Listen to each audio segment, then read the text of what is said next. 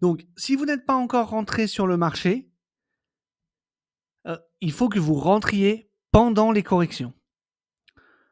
C'est pas la première vidéo où je le dis et je continuerai de le répéter, mais vos profits se font à l'achat et vous devez absolument acheter des bougies rouges. Achetez quand ça baisse.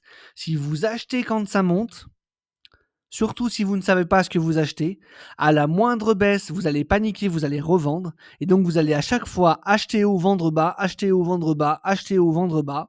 Et vous allez perdre de l'argent à chaque fois. Donc, quand vous arrivez sur le marché, aujourd'hui, si vous commencez à vous intéresser à la crypto-monnaie maintenant, alors c'est sûr que vous n'êtes pas early sur ce cycle, on est bien d'accord. C'est pas pour autant qu'il n'y a pas encore des gains à faire et à venir sur 2025. Faudra juste adapter votre stratégie et pas attendre d'avoir fait un x100 avant de vendre, parce que si vous rentrez quand même assez tard sur le marché, bah, faudra pas vous attendre à faire des performances exceptionnelles comme des x100. Faudra vous dire, voilà, peut-être que du coup, bah, vous ferez peut-être que un x2 ou un x3, ce qui est déjà énorme, hein. Mais voilà, ce sera à vous d'adapter vos prix de sortie par rapport à quand vous êtes rentré sur le marché. Mais c'est vraiment important que vous rentriez sur des actifs qui ont perdu de la valeur. Vous voyez, si vous rentrez maintenant sur certaines cryptos qui ont fait moins 20, moins 30%, ça veut dire que vous allez en acheter potentiellement 20 ou 30% de plus que si vous les aviez achetés début décembre, par exemple, en pleine hausse. Donc, si vous arrivez sur le marché, que tout est en train de monter, et que tout le monde vous dit en plus, c'est maintenant, ou jamais, c'est le dernier moment, rentrez absolument maintenant, blablabla, et que vous rentrez sur des bougies vertes, que vous êtes sujet donc au FOMO, hein, la peur de rater le train, vous allez vous faire avoir. Et vous allez le regretter peut-être parce que vous auriez peut-être juste eu à attendre parfois une semaine, 10 jours ou 15 jours pour qu'il y ait une correction de 30, 40, 50% sur le marché et vous auriez acheté 2 fois plus de vos cryptos avec la même somme. Et là, au lieu de ça, bah, en fait, vous allez simplement déjà vous faire oblitérer, ne serait-ce que 10 jours ou 15 jours après être rentré sur le marché. Donc, quand il y a des corrections, si vous n'êtes pas encore rentré sur le marché ou si vous avez encore des liquidités à investir, eh ben, c'est peut-être le moment d'y penser et c'est le moment de rentrer. Si vous devez le faire, ne rentrez pas en une seule fois. Vous choisissez les cryptos sur lesquels vous voulez investir. Encore une fois, je vous conseille de vous concentrer sur certaines cryptos et de ne pas investir sur 50 cryptos différentes, puisque ça va être beaucoup plus compliqué à suivre si vous vous éparpillez. Mais vous choisissez quelques cryptos sur lesquels vous voulez rentrer. Vous vous fixez des prix que vous pensez être des bons points d'entrée. Et même à ce moment-là, si vous êtes sur des plateformes centralisées comme Binance, par exemple, bah, vous pouvez vous créer des ordres d'achat. Et automatiquement, si cette crypto touche le montant que vous avez fixé comme ordre d'achat, l'ordre d'achat va se déclencher tout seul et vous allez acheter la crypto-monnaie au prix que vous avez rentré.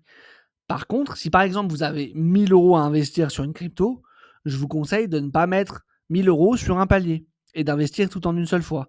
Ce que je vous conseille, c'est peut-être au moins de mettre 2 ordres à 500 ou alors 3 ordres à 300 et quelques ou 4 ordres à 250. Pourquoi? Parce que ça peut toujours aller plus haut, ça peut toujours aussi aller plus bas. Donc, vous pouvez vous dire, OK, par exemple, bon, cette crypto-là, à 2 euros, je trouve que c'est un bon point d'entrée.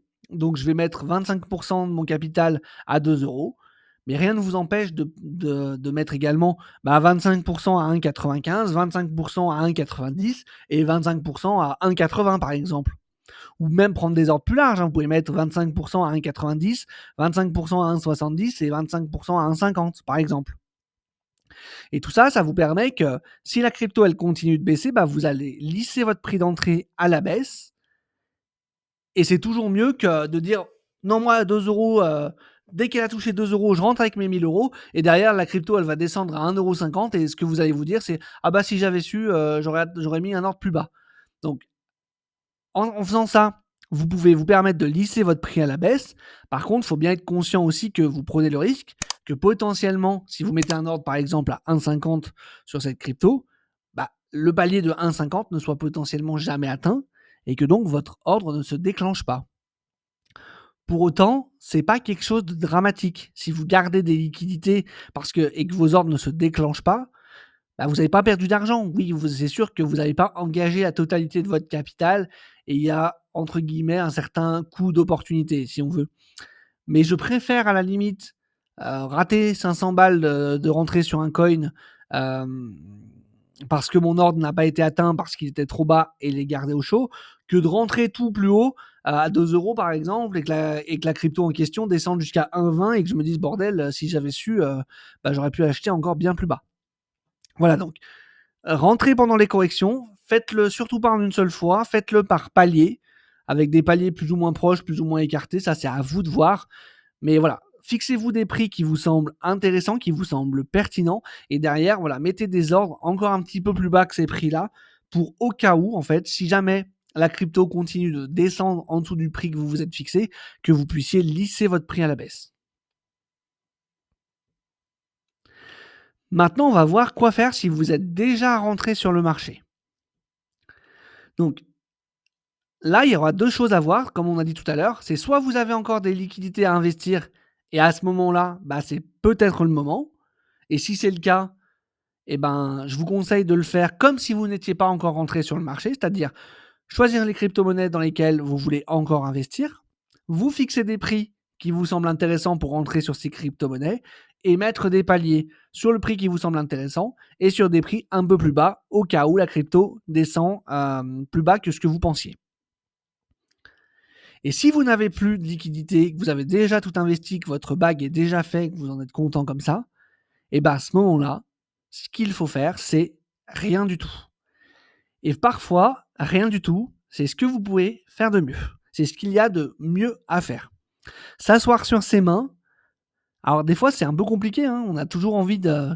L'être humain, il est comme ça, hein. Il a toujours envie de faire des choses, d'agir, d'agir. Et d'ailleurs, c'est pour ça que c'est aussi dur aussi de suivre des stratégies d'investissement passif comme l'investissement en ETF, par exemple, sur la bourse.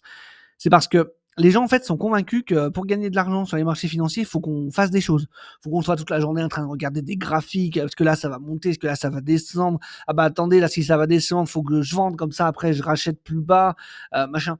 Non, ça, généralement, quand vous faites ça, vous perdez de l'argent. Et le mieux que vous avez à faire, souvent, c'est rien du tout. Vous vous asseyez sur vos mains et vous attendez que ça passe. Je sais que c'est pas facile, je sais que c'est pas le plus simple, mais c'est souvent, encore une fois, ce que vous avez le mieux à faire. Voilà, donc surtout, ce qu'il faut ne surtout pas faire, c'est lié à ne pas paniquer, mais surtout ne vendez pas à la moindre correction. Encore une fois, hein, si vous achetez quand ça monte et que vous vendez quand ça baisse, vous faites tout l'inverse de ce qu'il faut faire et vous allez perdre de l'argent.